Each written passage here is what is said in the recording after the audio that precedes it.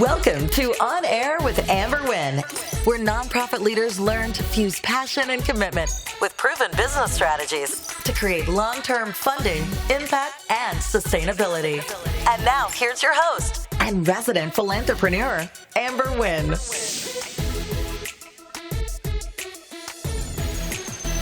Hey fam, it's Amber Wynn, and I am back talking about the one thing that gets me excited at 10:30 in the morning, and that is money. Funding your nonprofit organization is something that I could do with my eyes closed, and I want you to be great at it. Not just good, not just okay, but great, because the more money you have, then the more options you have, right? You have more money, you can expand your programs. You have more money, then you can increase salaries. You have more money, you can just do more in your community. So my focus as a fund developer, right, is to help you strengthen your fundraising strategy.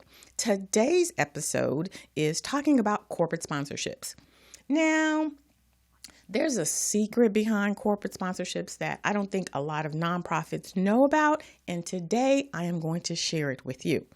But first, we're going to break for a quick commercial, but when we come back, I'm going to share some insider tips, tricks, and trades about corporate sponsorships. Be right back. Nonprofits are building a better future for everyone. Whether your organization focuses on bringing clean and safe drinking water to everyone on the planet, or caring for people in your local community, nonprofits like yours are making a difference every single day. But nonprofits also face a unique set of challenges. How to manage volunteers and operations on a limited budget. How to raise awareness about your organization and mission through storytelling. And how to drive more engagement from donors to fundraise for your nonprofit. We believe that every nonprofit should be able to focus more energy on making an impact. Our mission at Google for Nonprofits is to equip nonprofits with the best of Google tools at no charge in more than 60 countries around the world. Your nonprofit can collaborate and communicate more effectively with smart, secure business apps from Google Workspace. With Gmail, your nonprofit employees and volunteers can send email from your nonprofit's custom domain. Teams can stay connected from different locations by using Google Meet and Chat. And you can access and collaborate on documents from anywhere with Google Drive. Increase your productivity so you can spend more time serving your cause or community.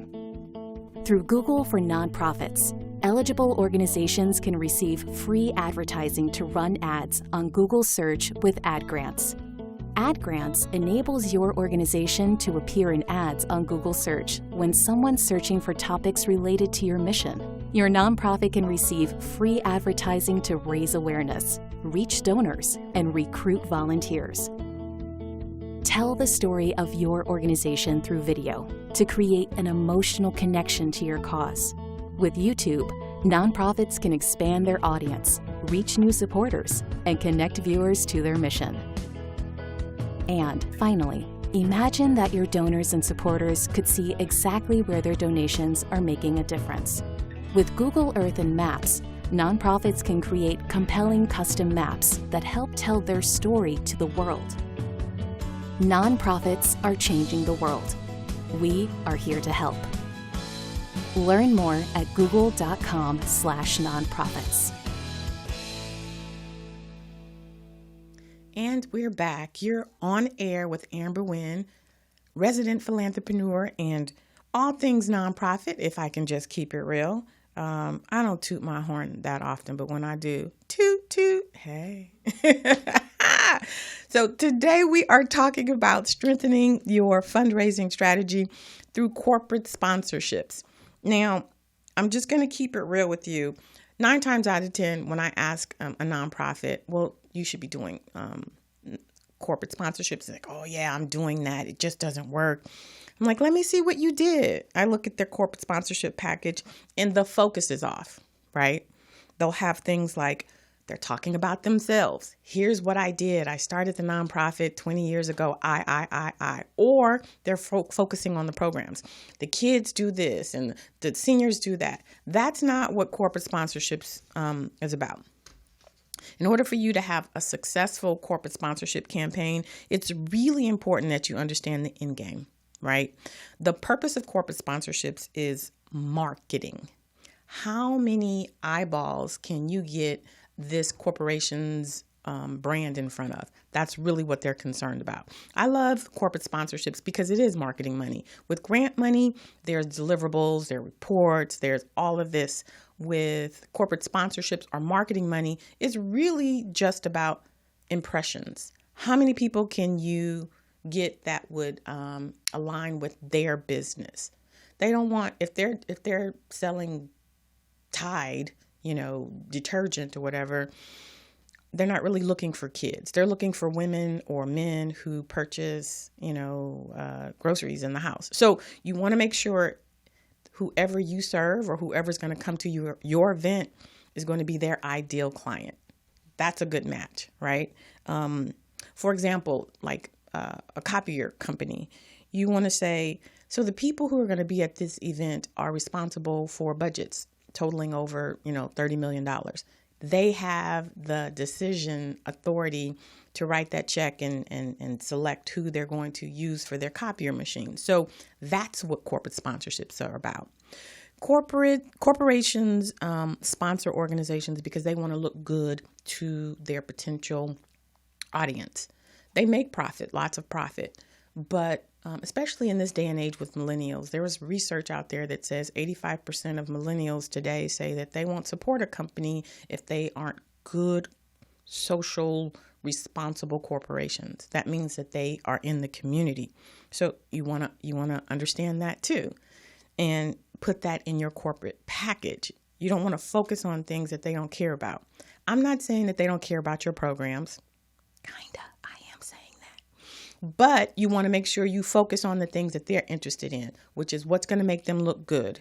What's the value in sponsoring this event? How many people are going to be there? What type of people are going to be there? So that type of information is really what you want to focus on. And it's a lot, but when you understand what you're doing, then it makes sense. So the marketing benefits, right? The benefits are things like, the step and repeat, space on your website. You're going to send out an e-blast saying, hey, we'd like to thank this corporate sponsor for, supporting this event, blah, blah, blah, blah, blah, those types of things. And if you're not sure what to put in, you can always visit my website, www.amberwynn.net, and I have a corporate sponsorship template there that you can check out. But again, when we talk about diversifying your funding streams, every nonprofit should have how many funding streams? 10. A minimum of 10. And your corporate sponsorships should be one of them. Marketing money, I'm not going to say easy money, I'm going to say less complicated, because remember, the deliverable is what your event is going to do. There's not going to be any reports. They're going to write you a check. But I also want to just point out really quickly that there's 3 parts to a corporate sponsorship package. That's the other thing. One is the introductory letter.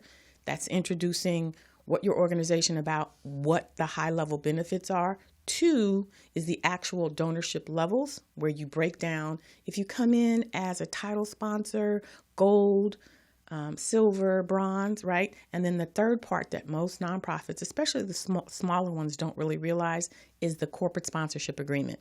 That agreement is like the legal document that says, you give us this money, this is what you're going to get in return. And you break down all of the marketing benefits. You talk about how you can use their logo and the term of the commitment.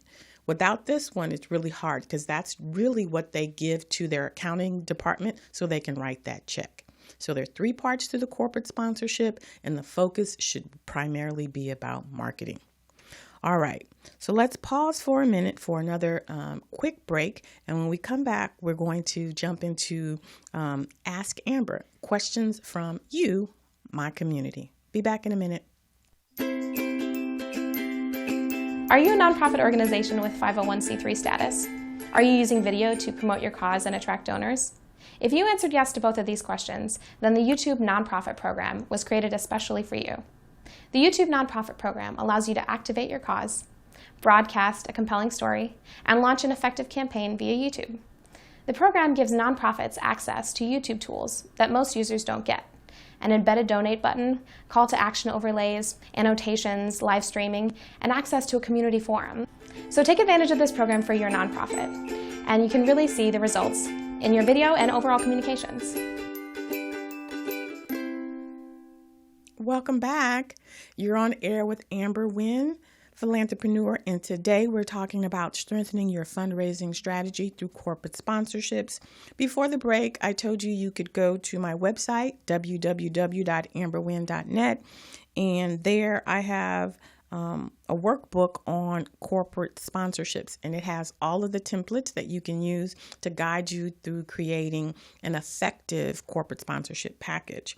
Right now, I have a question that I think is pretty relevant to what we're talking about today, and it was sent to me by Maria. Maria is out of Hawthorne. Hey.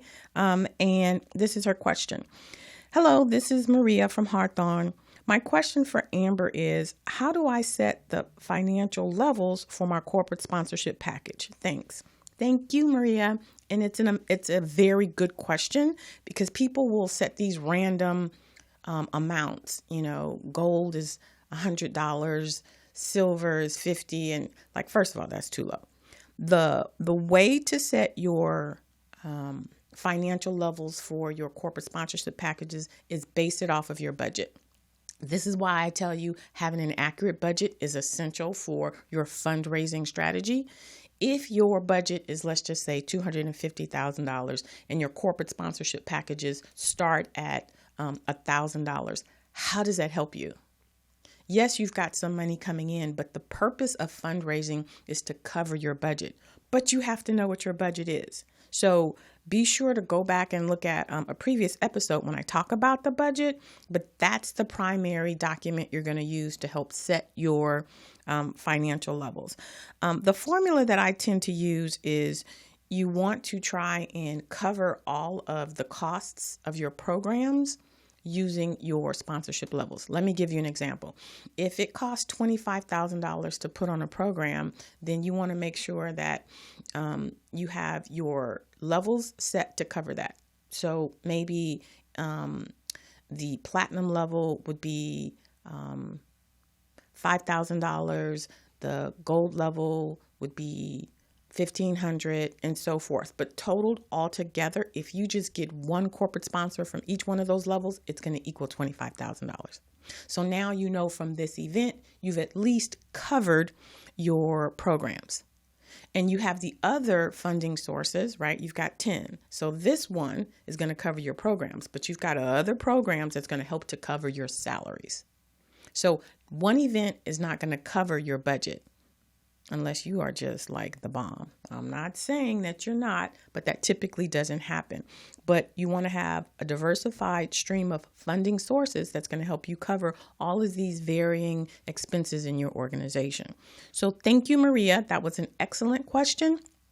And if you guys aren't certain, you can always take a look at my corporate sponsorship template. It explains that, how to back into using your budget to actually come up with the funding level. So take a look at my website and the corporate sponsorship template there, and it'll walk you through it.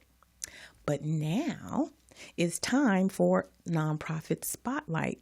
And that's where I have the opportunity to put a spotlight on the most amazing people on the face of this earth. It's nonprofit founders and executive directors. And I mean it when I say that. Y'all know I've been an executive director, right? Yeah, been there, done that. And I tip my hat. And it's one of the reasons why I work so hard to support you, because I know the sacrifices that you make to do the work that you do in the community. So today on Nonprofit Spotlight, we are going to focus on Entertainment Industry Foundation. EIF was founded in 1942, and it's a multifaceted organization that occupies a unique space in the world of philanthropy. By mobilizing and leveraging the powerful voice and creative talents of the entertainment industry, as well as cultivating the supportive organization, both public and private, and philanthropists committed to social responsibility. EIF builds awareness and raises funds and develops and enhances programs on the local, national, and global levels to facilitate positive social change. Let's check out EIF.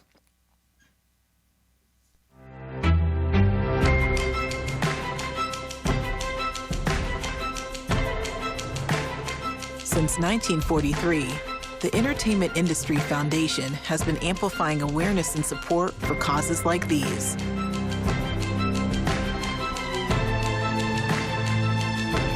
To learn more, please visit eifcares.org.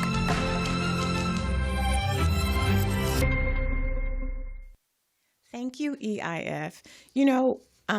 What I like about EIF is they've created an organization that supports multiple causes. Sometimes people feel like they have to start a nonprofit and then they stick with this. Cause.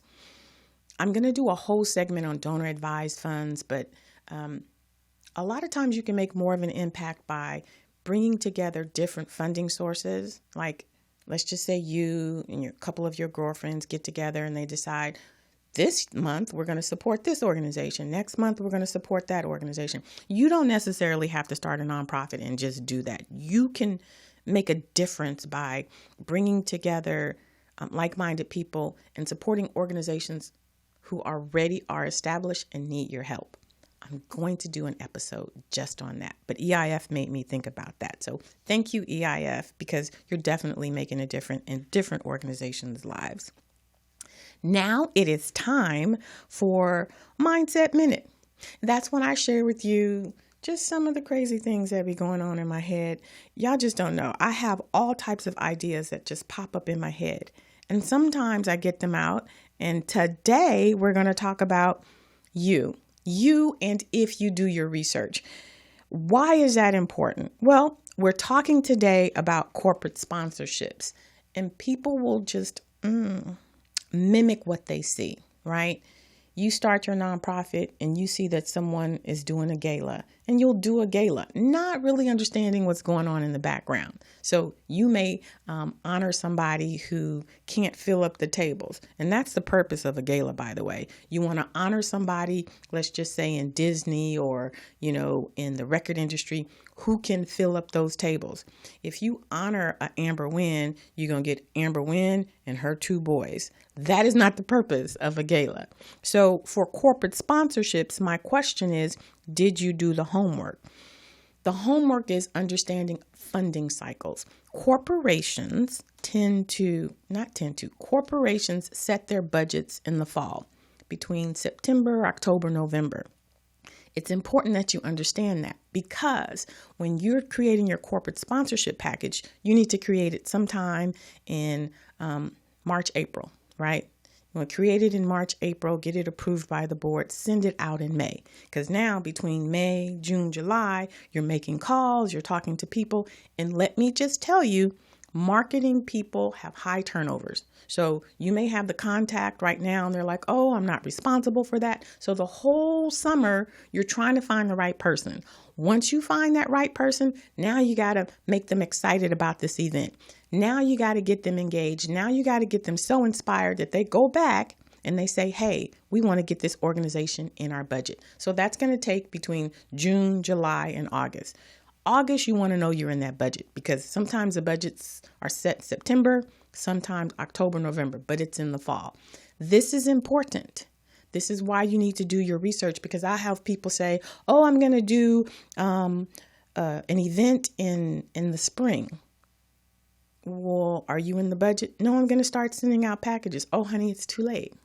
So you've put forth all of this energy and you don't get the results, and then you get discouraged, and then you come to me and say, oh, I've tried to do corporate sponsorships. They don't work. No, they work. You just didn't do your research to find out that you need to get your corporate sponsorships out a year before. In the spring, do the work in the summer. So I keep saying to you guys, you can't make things up as you go along. You need to understand the nonprofit sector. Don't worry, I'm here to share it with you, but you got to do your part. And in this Mindset Minute, doing your part means doing the research. All right, so that's all I got for my Mindset Minute. That's all I have for this episode.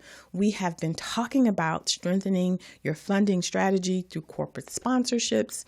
If you're interested in putting together a really effective corporate sponsorship, check out my templates that I have. You can find them at www.amberwynn.net.